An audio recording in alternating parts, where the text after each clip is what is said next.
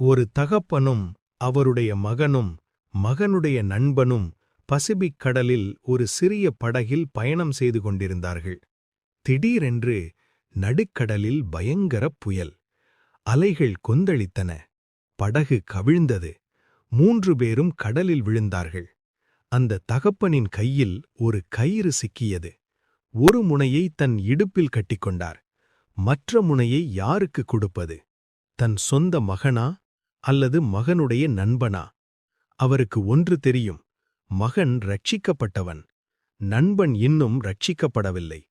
கண்ணீருடன் அவர் சொன்னார், மகனே, நான் உன்னை நேசிக்கிறேன். கயிற்றை நண்பன் நோக்கி வீசினார். நண்பன் காப்பாற்றப்பட்டான். மகன் கொந்தளிக்கும் கடலில் மூழ்கினான். அந்த தகப்பன் சொன்னார், என் மகனை இழந்தேன், ஆனால் ஒரு ஆத்துமாவை காப்பாற்றினேன். இதேபோல் தேவனும் தம்முடைய ஒரே குமாரனாகிய இயேசுவை நமக்காக தந்தார். இன்றே அவர் வீசும் ரட்சிப்பின் கயிற்றை பிடித்துக் கொள்ளுங்கள்.